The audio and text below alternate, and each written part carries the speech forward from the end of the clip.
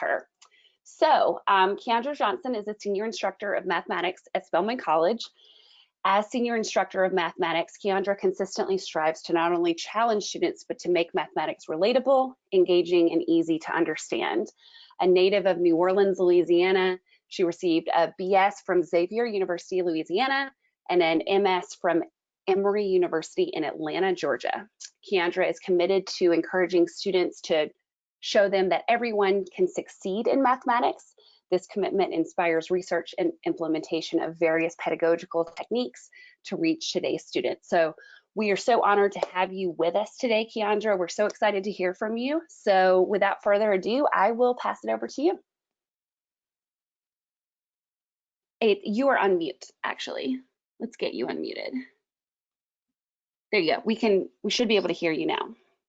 All right. Hi. Thank you so much. All right. Thank you, Lindsay. And thank you, everybody, for just coming out today, for spending a little bit of your day. First, I want to thank Macmillan Learning and iClicker for giving me the opportunity to speak with you on today. And I want to thank you guys for taking out time of your precious schedule to come today and listen to this webinar, participate in this webinar. Hopefully you get some tools and some takeaways that will help you in your courses, and you're also willing to share some tools that you found that, that have worked. So I'm hoping that we can have some engagement and some interaction together. All right, so let me cut this off. All right. Okay, so making sure, hold on one second, I'm sorry. Lindsay, can you see my face still? We cannot see your face anymore. Hey, good. All right, so let's get started. Okay.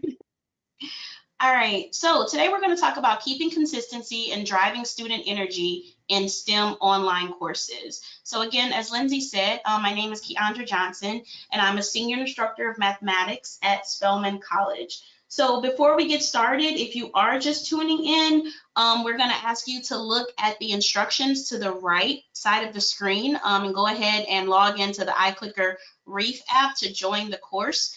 I'll give you maybe 1 or 2 minutes for those people who have not joined in yet. But while we're waiting, I'm going to go ahead and tell a little bit more about me. So as I said, I'm a senior instructor at Spelman College, and Spelman is in Atlanta, Georgia. It is a historically Black college, and it's a small liberal arts women's college. So it's a part of the AUCC, the Atlanta University Center Consortium, where students, that enables students to take courses across different colleges and universities. And those would be Morehouse College, that's a men's college, and Clark Atlanta University. So in my classes, even though it's a women's college, I don't only have female students in my courses. So what are some of the courses that I've taught or that I normally teach? I've taught anything from intermediate algebra, pre-cal, calculus series, general statistics, and the classes are relatively small. I would say 25 to 30 students. So the reason why I'm giving you some of this background information, because people normally ask, right, well, what are your class sizes? What is this optimal? Does this work for large classes? Does it work for small classes? And I've seen that it works for both, actually. So for online courses, I've taught, again, intermediate algebra. So our intermediate algebra course, it typically has first-year students who are intending to be STEM majors.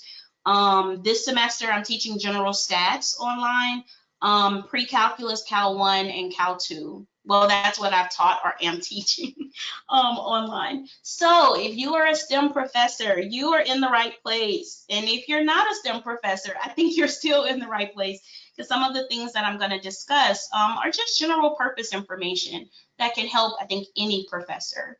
But I'm primarily focused on STEM. So let's get started. Last semester, many of us were given the opportunity to teach online, whether it was by force or by choice, because of the unfortunate circumstances that we found our nation or the world in, right? And so with this transition in 2020, I want to kind of start off this conversation with, how was your transition to online learning? Right? Was your transition, well, let me go ahead and start the clicker.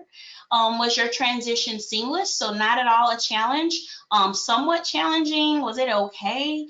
Was it challenging? Or were you like many people who at the end of the spring, they were just totally exhausted and said, oh my gosh, I pray we are back on campus in the fall? So what was your experience transitioning to online learning? Okay,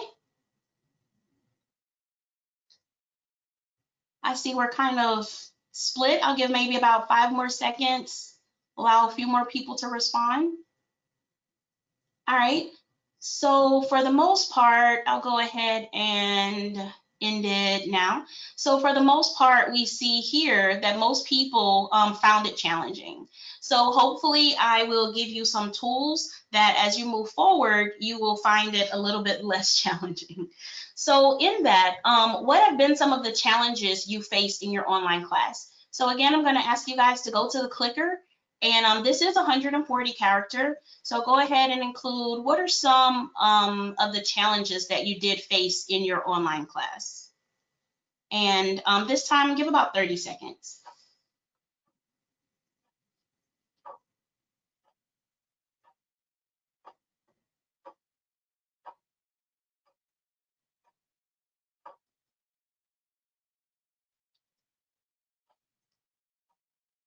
All right, so I see students actively participating.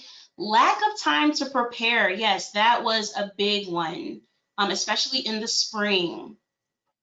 All right, motivating and engaging students. Okay, great. So these are all great responses because this is primarily some of the things that I'll be talking about on today. So great job. All right, so in that conversation, let's talk about the agenda. So today I'm going to talk about class structure. So what does my class structure look like?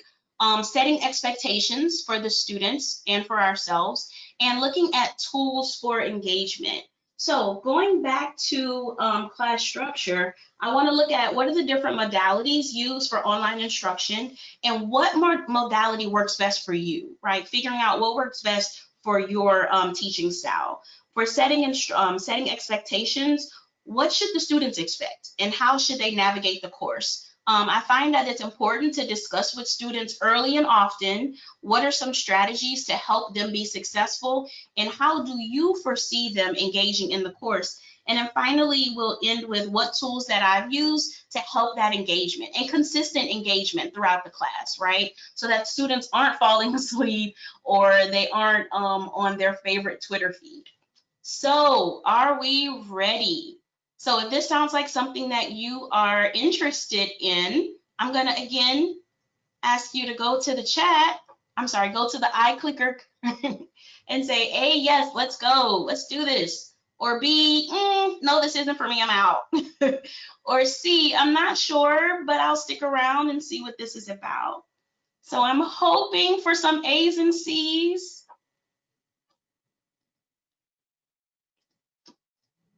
All right, good job.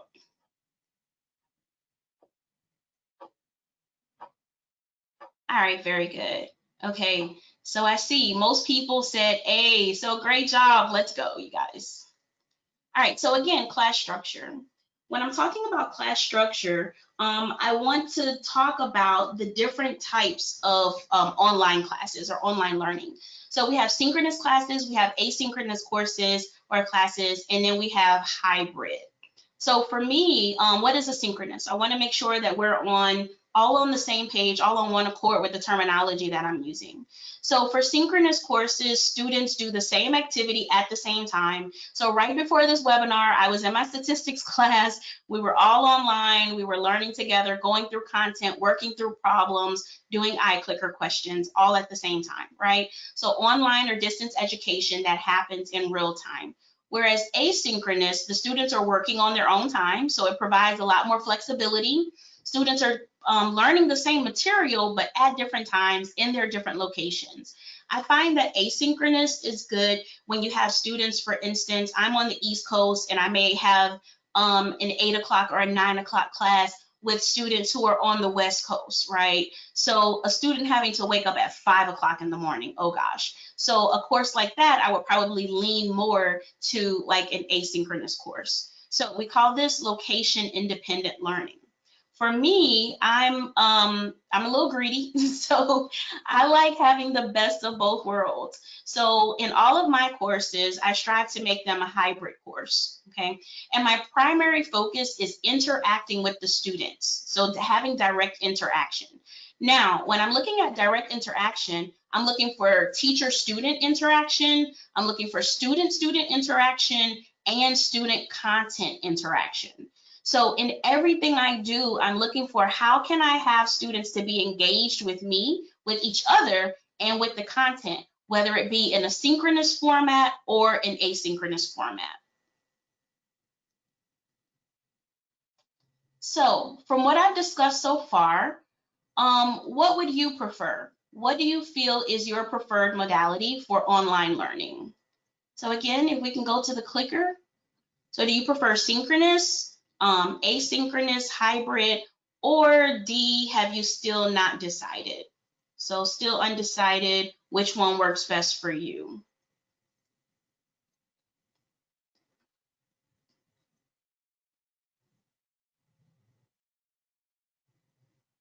Okay.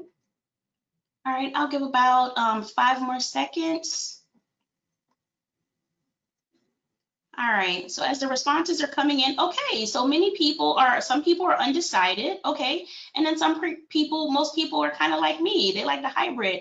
You know what, I'm gonna make you guys correct. No, I'll give both people correct, so just for participation. Thanks for participating in that. All right, so let's go. So what does the synchronous component of my course look like? Now there are several different platforms that we can use, but this semester I focused on Zoom. And the reason why I like Zoom, I'm looking again for student-teacher interaction. So one thing that I do ask students is to keep their cameras on. Now, I know that there is a lot of controversy right now and a lot of different research about students having their cameras on. But once I explain to students why I want them to keep their cameras on, I find that 90% of my students comply. Now, I always say, hey, if you don't feel comfortable with your camera on for whatever reason, please keep it off. But when I explain to students that when we're in face-to-face courses, I'm that professor that's constantly, walking around the class. I'll do a problem on the board, turn around. I'm trying to gauge the students' faces to see if they're understanding based on the expression that's on their face, right? Now, sometimes I'm off with reading their faces, but most times I'm not. So when you have that student who doesn't feel comfortable asking questions, but I know a song back when I was younger is written all over your face, you don't have to say a word. So I can then call on that student in a non-confrontational way and give them an opportunity to ask their question. Well, when we're online, I'm missing that piece, right? I've heard a lot of professors say, I feel like I'm just talking to an empty space or an empty room. So that's why I ask students. And once I explain that to them, and that is going to help significantly with our student engagement, more students are willing to keep their cameras on. Having the camera on is also vital for assessment. So I do proctored exams, and when we're doing assessment, I tell them they have to be in assessment mode. And so they have their cameras on, and I'm able to see a little bit of them and a little bit of their workstation. And that helps me a little bit with the integrity. So student-teacher interaction, on Zoom, I love the whiteboard feature. So on the whiteboard, it allows both myself, the instructor, and the students to work simultaneously. So we can be working through problems together, and a student can ask a question. I'm not quite sure what they're asking. They can share their screen, or they can write the problem on the whiteboard. So that helps with the student-teacher interaction. And then finally, for student-teacher interaction, the iClicker. So I do much of this every day in all of my classes throughout the day. The iClicker gives immediate feedback, and we'll talk a little bit more about that a little bit later. And not just the iClicker, but any student response system. But today I'll primarily be focusing on the iClicker. So since we're talking about iClicker, what is your experience with student response systems? What is your experience with student response systems? So A, I have no experience. B, I've used them as an instructor. Or C, I've used them as an audience member. Now, we're using a student response system today, but don't count that. D, I've discussed them with faculty. Or E, other. Uh-oh. All right, so what is your experience? I'll give about 5 more seconds. All right, awesome. So let's see our results. Okay, great. Many of you have used them as an instructor. That's awesome. Okay, good. So we can have some, hopefully we can have some collaborations later on during our Q&A time, and we can discuss, in addition to some of the things that I'll share, what are some other ways that you guys have used them? So student-student interaction. I'm looking at breakout rooms. So in Zoom, we have breakout rooms, and this helps facilitate group work and collaboration. So oftentimes we'll do work together, and then I'll put the students in breakout rooms, and they can pull up their own whiteboard, and they can work together. This helps, I think, really build community.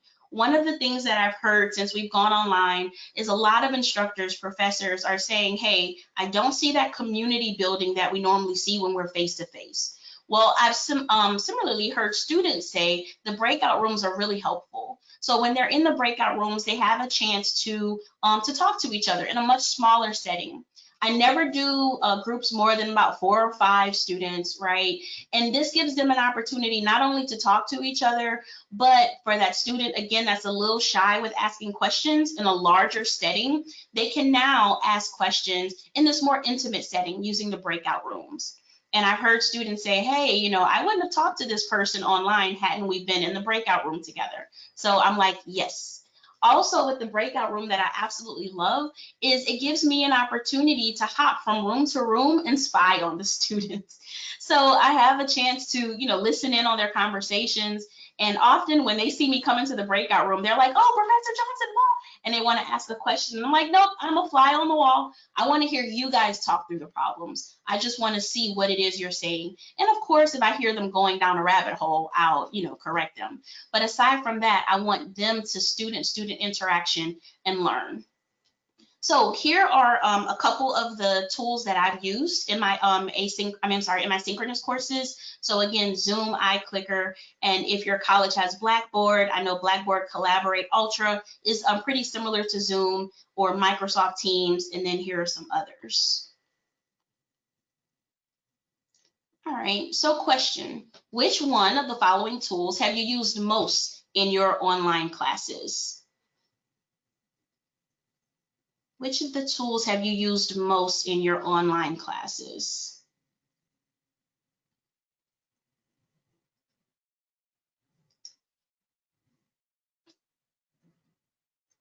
All right, so many people are using Zoom. I know when we first went online, Zoom quickly reacted because their market increased significantly. And because their market increased so much, I know many people went out to find other options. All right, great. So again, I'm just trying to, you know, kind of get a temperature of the room and see what we're familiar with and what we've used. So in my asynchronous component of the course, I love this part because it gives students flexibility, again, to work at their own pace, to work in their own time, in their own setting, right? So I've heard students say, I rewound, I was listening to the lecture video and I didn't quite get it, so I was able to rewind certain parts and go back over it, right? And this helps that student who would typically ask you in class, or they probably wouldn't ask, but they really wanted to ask, can you repeat that? And they ask you that 5 times. So what student would actually say that, right? So on the lecture videos, they have an opportunity to rewind it and say, oh, I need to hear that again. So this semester, I'm primarily using, I would say, maybe the first 5 here, VoiceThread, Screencast-O-Matic, of course, iClicker, TextSmith Relay, PowerPoint, but I've used these other ones as well. So VoiceThread, I really enjoy because I'm able to record on each individual slide, right? So if I mess up on one slide, I don't have to record an entire lecture video. I can just go back and edit that one slide. Also, the thing that I really love about it is that students are able to make a comment at a specific point on a specific slide. So if a student doesn't understand something at the 30-second mark on that slide, they can leave a comment right there, and then I can go in and see exactly where their question is. TechSmith Relay I also enjoy using because it has a quizzing feature. Actually, TechSmith Relay I think just changed their name. It's TechSmith something else, I'm sorry. But it has a quizzing feature and it allows you throughout your lecture to add quizzes. And if the student doesn't get the quiz correct, you can actually send them back to the part of the lecture where they'll have to rewatch it in order to get the question right. So again, I'm looking for not the students just going and looking at a YouTube video, right? But something that they can engage in and I can see that they're engaging in. And they can make comments on each other's comment. So again, student-student interaction, student content, and students can ask me questions, so student-teacher. Also, I would say that it's very, very important when we have all these different components in our courses to make sure that we're giving students as few clicks as possible. So for me, I house everything that I'm doing in my LMS, in our learning management system. And I know when I teach calculus, then I use Achieve by Macmillan Learning. And in Achieve, you're able to make the lecture videos assignable. And so that way I can insert my lecture videos and I'll see if the students watch them or not. And then I can give them credit right inside of my Achieve gradebook. Now, one thing I do want to say about the lecture videos is they can be time consuming, right? So if you are going to opt to do lecture videos, just keep that in mind. If you're a perfectionist, kind of like me, you want to make sure that you give yourself some time until you get used to it, right? Give yourself some time to create these videos. So now we've talked about class structure. Let's talk a little bit about setting expectations. So in setting expectations, we're going to talk about expectations in our synchronous component as well as in our asynchronous component.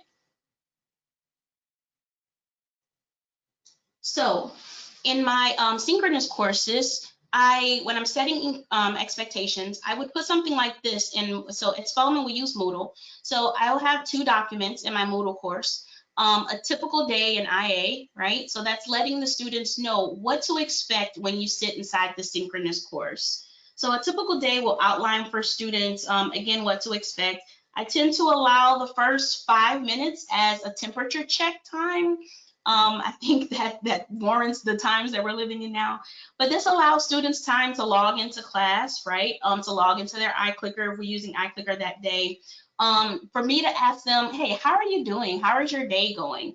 And even if they don't want to unmute themselves, picture and video, well, that's the same thing, video and mic, I ask them, hey, can you just real quick with the picture, give me a thumbs up, or in the chat, give me a thumbs up.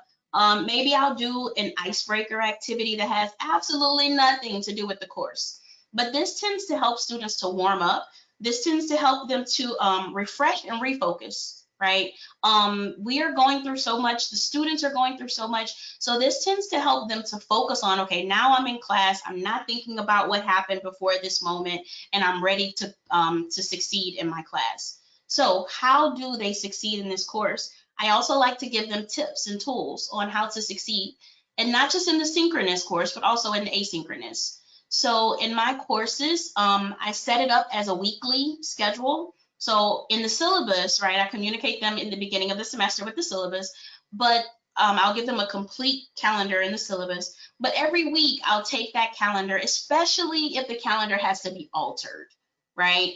So I'll talk a little bit later about flexibility in an online course. So if the calendar has to be altered, especially on a weekly basis, I will give them an updated calendar. So the student knows, hey, just go straight to the week where we are, look at the calendar, and I know exactly what's expected of me that week. So this calendar came from the spring in my calculus course, and the students knew, hey, I had to do the learning curve. Again, I was using Achieve. So learning curve, that's a pre-class assignment. And then we had to watch the lecture video or interact with some content from 10.3 and then their homework, okay? And also how to succeed in this course. I also put this type of thing in my LMS. So students know, hey, every day, log in, look at the calendar. I always have students who say, I'm doing the homework, but it's taking me forever. Well, it shouldn't take you forever. And I ask them, have you used the model that I suggested? I mean, it's a suggestion, right? I can't make you do it, but give it a try and see how it helps. So look at the calendar, print off the notes, right? Then do the lecture video, then do your homework, and let me know how that works for you. So this is an example of what I've uploaded in my statistics class this semester.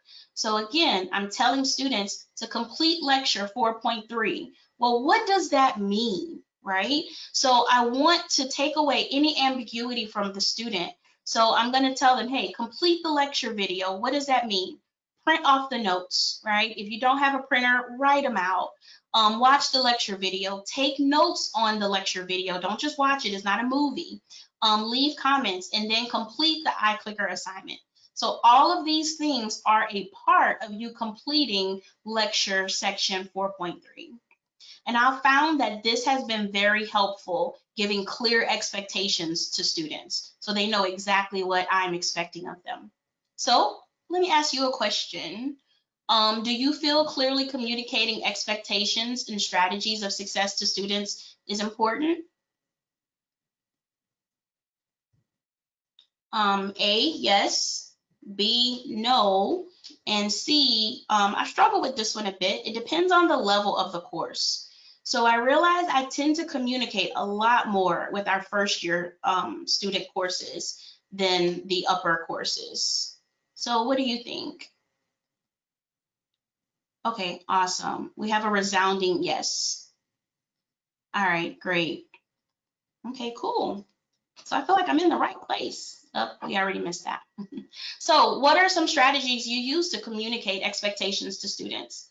Again, I'm going to ask you guys, oh, I didn't close that one. So I'm going to ask you guys to go to the clicker and just give some suggestions. So what are some strategies you use to communicate expectations to students? And if it's something I've already addressed, if you can just, echo like, hey, yep, I use this too, or something that we haven't thought about, something that we haven't discussed. What are some strategies you use to communicate expectations to students? All right, yes, syllabus on the first day, exactly.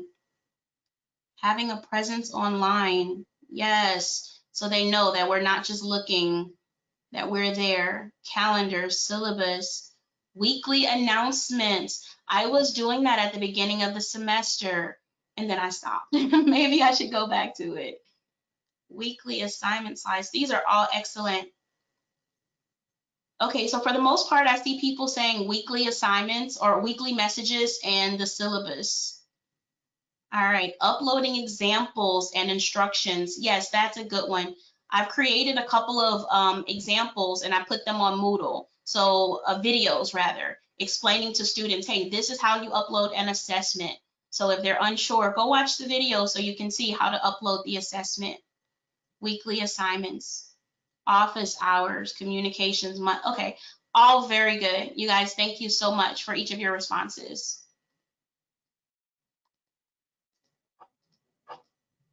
All right, so now that we've talked about those two, let's look at some tools for engagement. So what does class actually look like for me?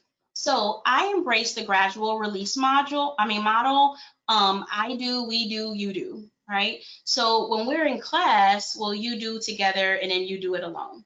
So when we're in class, I tend not to lecture for more than about 10 to 15 minutes. And even throughout this webinar, right? If you notice, every couple of minutes, we go through a couple of slides and I'm like, hey, let me get feedback from you, right? So I lecture for about 10 to 15 minutes. We may go over concepts, go over definitions. So that's the I do, I'll do problems, because again, I'm thinking about a calculus course or pre-calculus course. So we're going over problems and then we do some problems together. And so once I feel like I've done an adequate number of problems, depending on the class, then I'll do the Zoom breakout room that I mentioned earlier. And that gives the students an opportunity to, again, take out their own whiteboard and do problems together. And then once they've done interacting with each other with their breakout rooms, we come back together and now you do it alone. All right, so this is where I incorporate iClicker or whatever student response system you're using.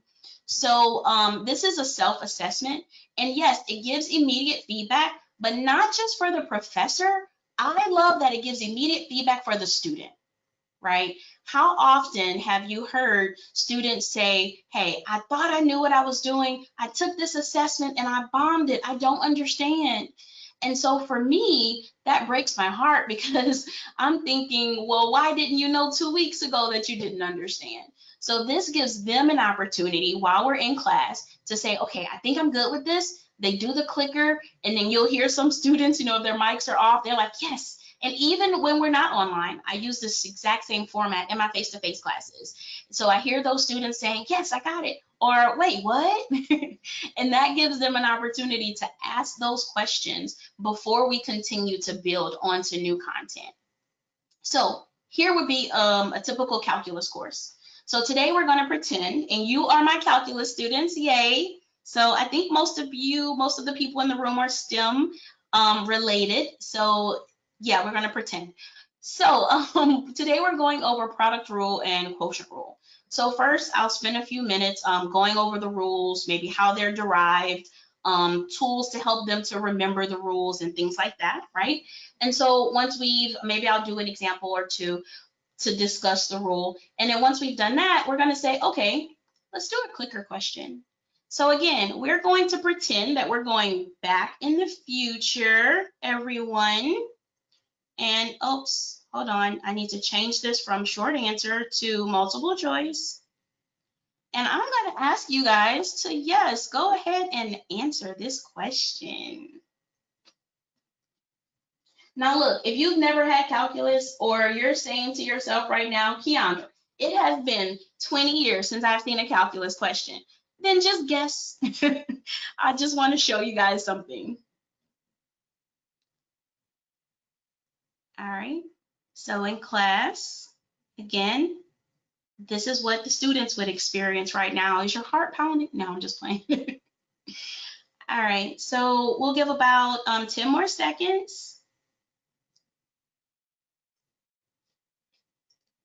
All right, and I let them know, okay, I'm gonna count down 5, 4, 3, 2, 1, 0. You see, my typical 5 seconds aren't 5 seconds.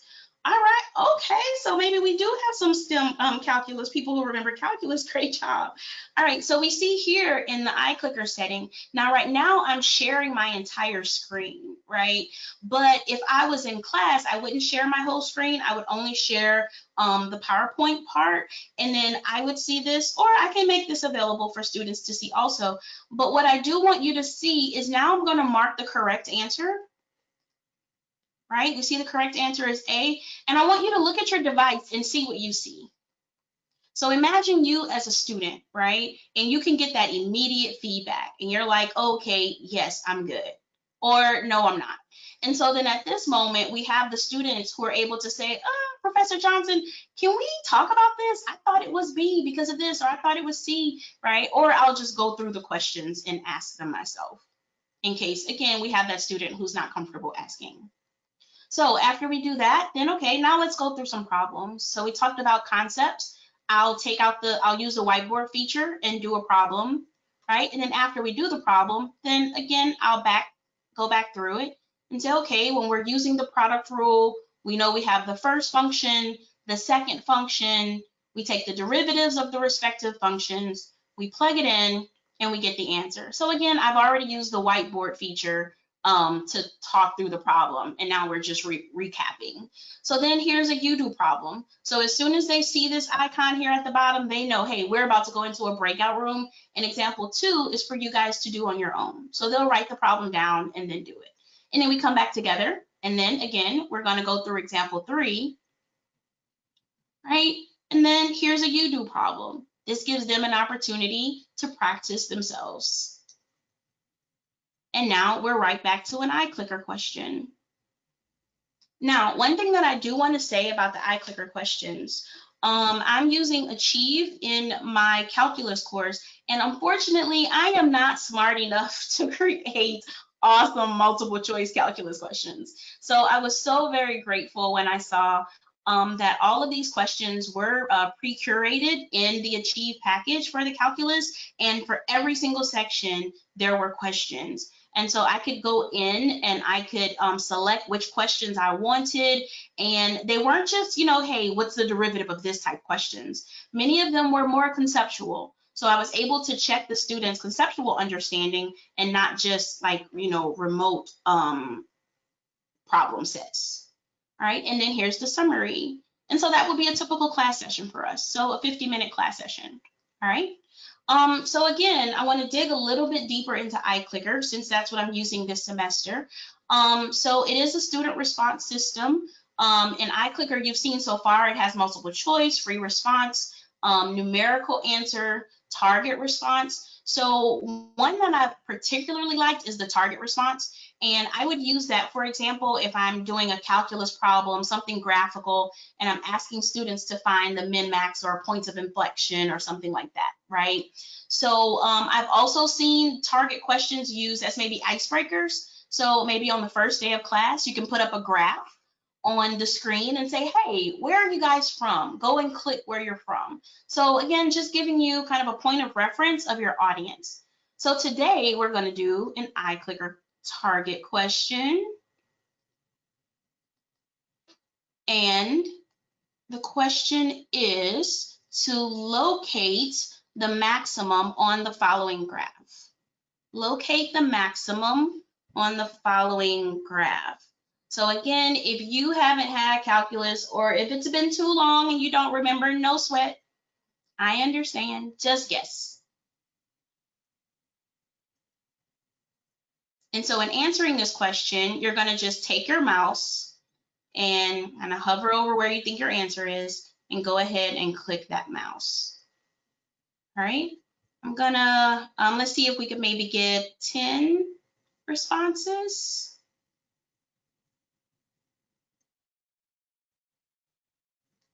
All right, I'll give about, okay, we just made it our mark, 10. So we're going to pretend we have 10 students in class today. Everyone has responded, so I can go ahead and close that poll. All right, and now I'm going to open this up. And, ooh, I see a couple of people. Now, what didn't I clarify? I didn't clarify, am I talking about absolute max? Or am I talking about local max? So I will assume that in the session, I had just finished teaching about local maxima, right? And so we would come here and I would say, so this would be the correct answer. All right, so what about this one? Let's look at one more. What about the minima? Now this time, well, go ahead and click the minima. Oh, it would help if I started the session, right? So in real time, hopefully you guys are seeing, right? Not everything is, you know, if you make a mistake, oh, my bad. All right, so again, I see the answers are coming in. All right, let's see if we can get to, oh, they came a lot faster this time. All right, awesome, awesome. All right, we made it to 11, yay. Okay, I'll give 5 more seconds. 5, 4, 3, 2, 1. All right, let's go. So in this, why did you change your answer? Boo. So here, I'm gonna say, okay, anything in this region, let's see, is correct. All right, so maybe I was saying, hey, give the absolute maxima this time. So maybe I clarified a little bit more, gave them a few more instructions than the slide did, okay? Because then that actually makes sure that they're paying attention. So I tend not to put the entire question on the board, and I may say some things, so that way I can make sure that they're paying attention and they're not stuck on, you know, Twitter or Instagram or sleep or, you know, things like that. So I wouldn't put the entire question on the screen so I know that they're listening and paying attention.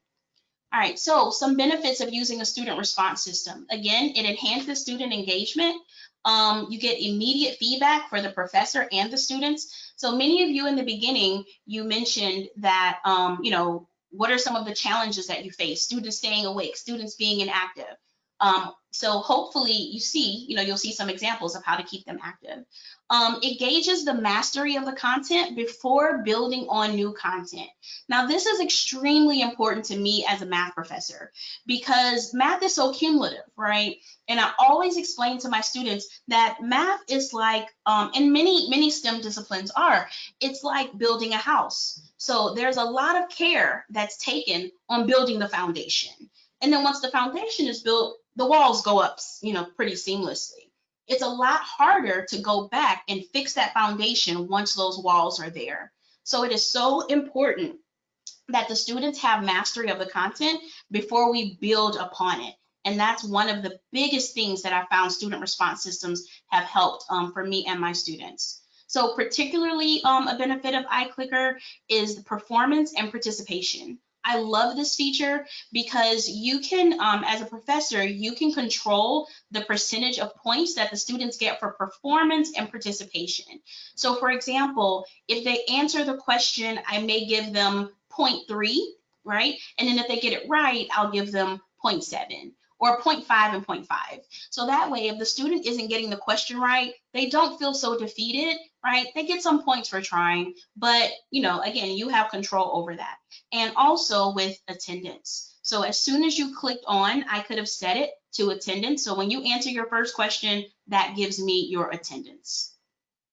Another benefit is the icebreaker questions, like I mentioned in the beginning, right? It gives an opportunity for the students to start engaging and interacting with each other.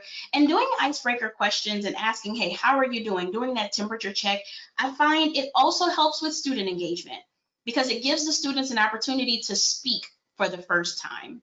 And if they speak for that very first time, then I find that they're more likely to continue speaking and engaging throughout the lecture, even if it's in the chat. An additional benefit of the iClicker is the exit question. Now, there is a formal exit question. I tend not to use it. I tend to use my own, but an exit question for me would just simply be, hey, you guys, click A if you understood everything in this lecture. Click B if there were still some things that you don't understand. And then if you click B, do me a favor, put in the chat what it is you don't understand. And so that way I'm giving students an opportunity to weigh in on my next lecture. So then I'll start the next lecture with whatever things they put in their exit question. And then lastly, it integrates nicely with Moodle, so students can see their performance and participation averages, right? So again, I'm thinking about how do I give students as few clicks as possible. So I'm looking for something that integrates with my LMS so the students can go kind of one-stop shop. They can go to the LMS and they can see everything. Now, what about for the asynchronous courses? One feature that I've used this semester that I really enjoyed is the assignment feature. So this gives students an opportunity, and you still have all of the answer choices, but this gives students an opportunity to engage with the lecture video, and then I can give them maybe a mini quiz or an assignment after to make sure, and they would just log into their iClicker, click on the assignment, complete the assignment, right? So what would be an example? So I may create a lecture video on higher order derivatives, right? This is something that's kind of easy enough to teach in a lecture video. And then here would be an example of the questions that I can input into the assignment. Of course, I wouldn't put the answers, right? But I would put the questions, and then this gives them an opportunity to gauge still their understanding of the content before moving on to the next lecture video. So I'm primarily using iClicker for quizzing and polling during class and for assignments outside of class for the asynchronous component. All right. So I think I've been talking long enough. Let's kind of break up a little bit. And what about you? What challenges, thinking about the challenges maybe that you mentioned in the beginning of the webinar, what challenges do you think you can solve incorporating a student response system in your courses? What challenges do you think you can solve by incorporating a student response system in your courses? And again, I'm thinking about what are some of the challenges that you mentioned, or maybe that you didn't mention in the beginning of the webinar.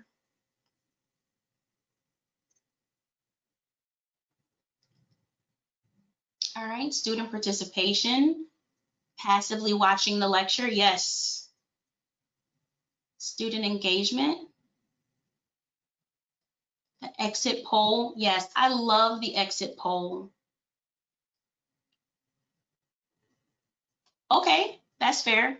Someone says, oh, I'm not sure. I don't plan on using a student response system, but it helps students staying awake, student engagement. Good. So hopefully you guys have seen in this webinar, I wanted to give you like a real life example of what using the student response system would be like. Student retention, yes. All right, very good. Thank you guys so much for your responses. All right, now we've talked about a lot of benefits, right? And I always like operating in balance. So what are some what I call buyer bewares? When you're creating lecture videos for asynchronous courses, it takes time. So as I mentioned before, I would suggest just make sure that you're using a tool that would allow you to maybe make shorter videos. A lot of research and literature is saying, you don't want to have a video that's more than like 5 to 10 minutes because students' attention span, it isn't going to work.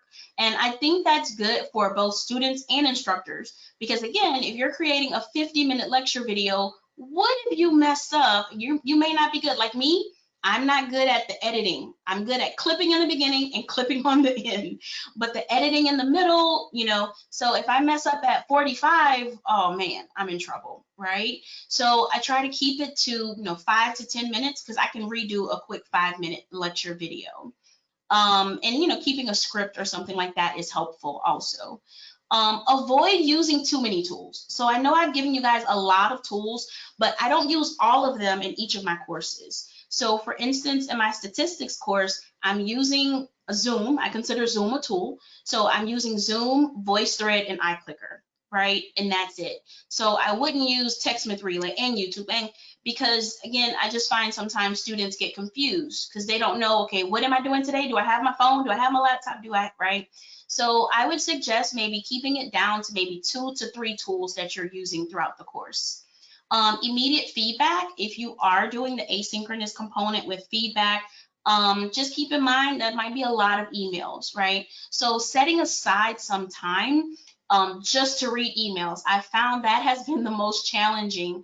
I've taught online courses multiple semesters, but it's typically 1 to 2. So this semester I'm teaching 5 online courses, and I've found keeping up with the emails has been quite challenging. So what I'm doing is I set aside some time, or I give students what is the expectation. I will reply to your email within 48 hours or something like that. Most importantly, I would say be flexible.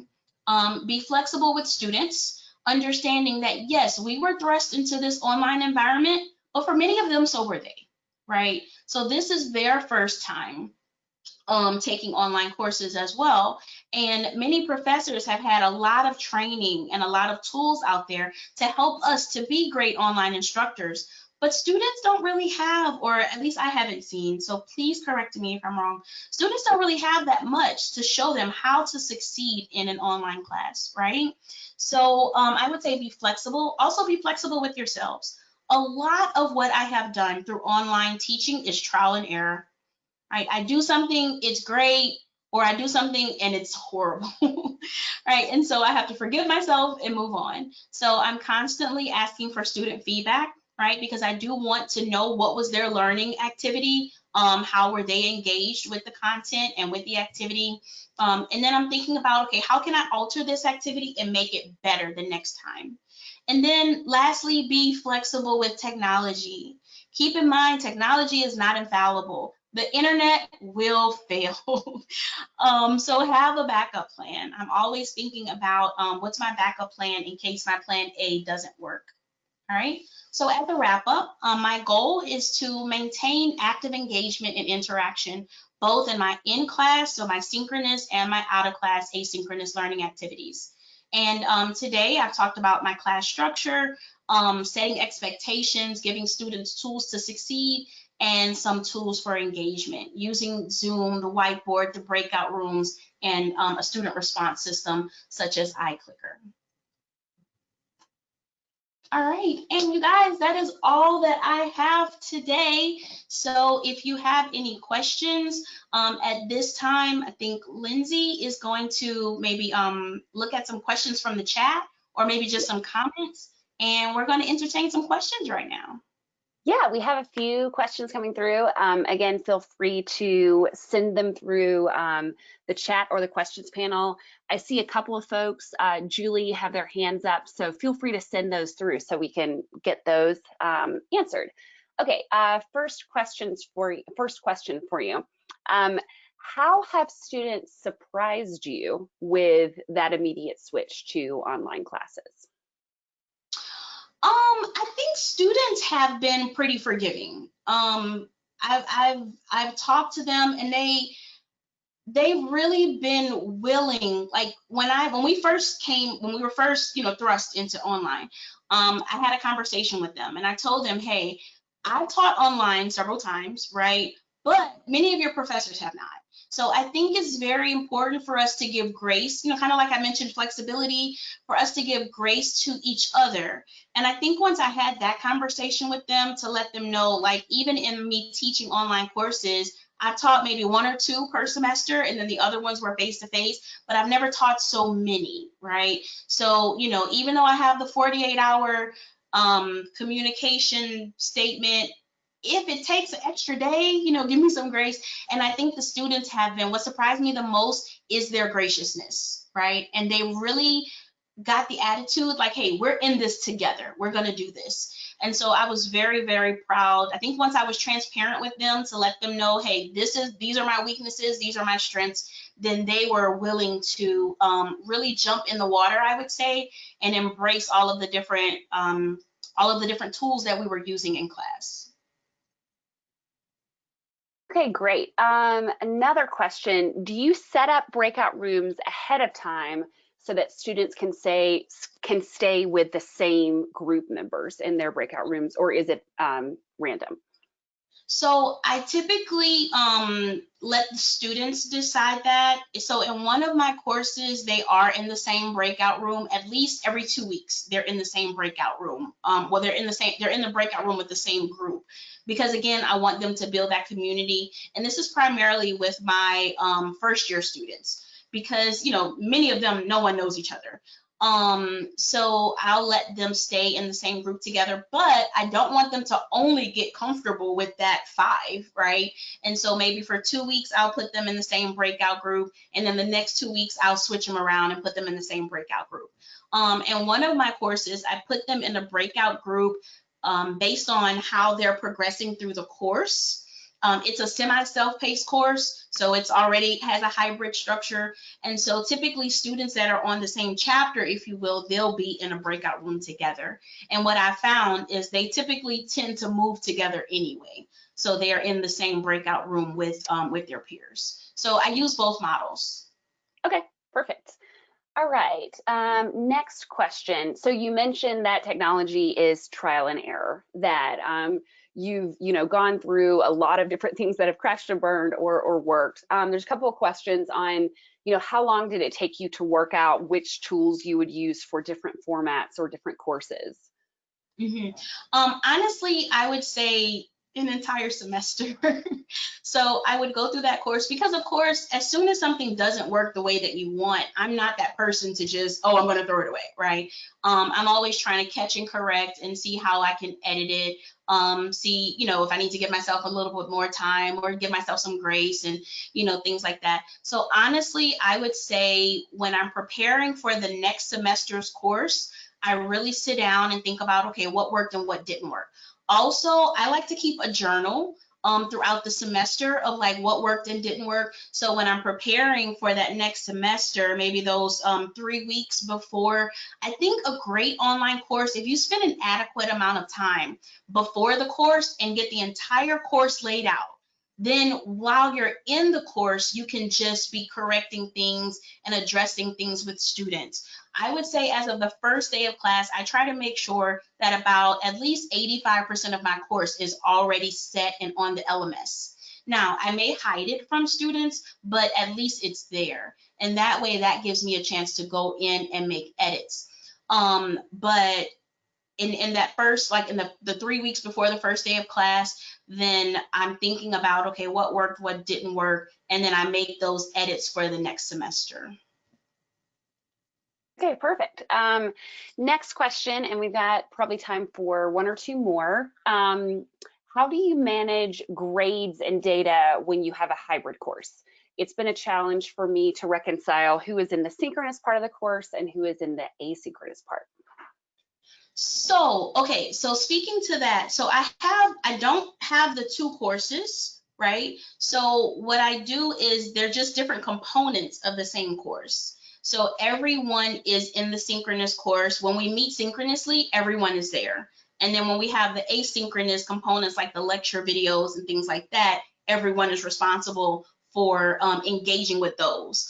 Now, when we're meeting synchronously, again, I'm thinking about if it's an 8 o'clock, well, an 8 or 9 o'clock class, and I have a student on the West Coast. So for my synchronous live sessions, I do record them, and I would allow the student to go back and watch the recording. And when we did like whatever clicker questions we had during that so that the student didn't miss that, then maybe I'll change those live clicker questions into a clicker assignment. And kind of just allow that student to do that as a clicker assignment instead. But with the model that I'm using, it's not like two separate courses. I don't have half of the students in asynchronous and half of the students in synchronous. I know that was an option for Spelman at the fall. We decided to go all online, but in the middle of the summer, they were going to allow certain students to come on campus and certain students not. And we were juggling that. So how do we handle a course when half of the students are synchronous and the other half are asynchronous? So unfortunately, I can't answer that question. But again, I expect all of the students to participate in both the synchronous and asynchronous components of this one course. Okay, we are right at time, but I'm going to sneak in one more question because it just came in. So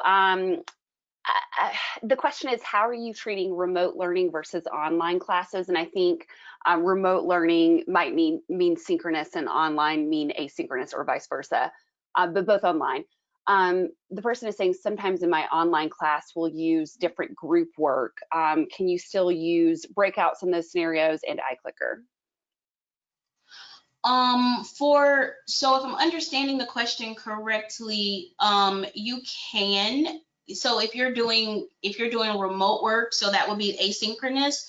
So if the students are like watching or interacting with a lecture video or something like that, you can still do iClicker. That would be like the iClicker assignment. And so one thing that I did was I had the lecture video, and then I told the students, go ahead and open up the iClicker assignment, because the assignment, you don't have to do it just at the end, right? So I would have them watch a couple of slides and then say, okay, go to the iClicker assignment, answer the question, go back, watch more slides, answer the question. And so then the students are going back and forth. And then I just tell them, make sure you save the assignment when you're done, right? Or you can watch the entire lecture video and then go and do the assignment. So I hope that answers your question, but that's how I would still incorporate the iClicker in, or student response system. Again, I've used multiple student response systems, not just iClicker. I've used Socrative or Socrative. I think depending on where you are in the United States, that pronunciation changes. I've used Kahoot, I've used Poll Everywhere. It's just iClicker is the one that, kind of, it had the features that some others didn't have that I was looking for. But yeah, I think using any type of response system, and even like I said, with VoiceThread or with TechSmith Relay, that also allows you to get immediate feedback. I may put a question within a slide on VoiceThread and say, hey, answer this question, upload your work to Moodle, right? And so that would be an immediate assessment for me to see if they're understanding the content. And that's not using iClicker, right? That's just using my lecture video. So I hope that was helpful. Yeah, I think it is. I think there's, all these new definitions around what exactly remote learning versus online classes and all of these mean. Right. So hopefully we answered that. Okay, we are just a tad over time right now, but thank you guys for hanging here with us. We have recorded this. We will be sending that within a day or two with the slides. Feel free to email us with any questions that you have. You can respond to your registration email. Additionally, you can go to iClicker.com. You can sign up for a demo or training if you want that. Also, if you have any follow-up questions for Kiandra, please email us and we will get those to her. I know she'd be more than happy to answer more questions. And lastly, thank you, Kiandra. Thank you so much for taking us through your courses today. You do so much and you do it very well. And we're so thankful to get to hear from you. Thank you so much. And thank you everyone for hanging around and listening. I know there are a ton of things you could have been doing right now, but I really appreciate you spending this time with me. Thank you guys. All right, everybody, y'all have a great day and we will see you at our next webinar. Thanks.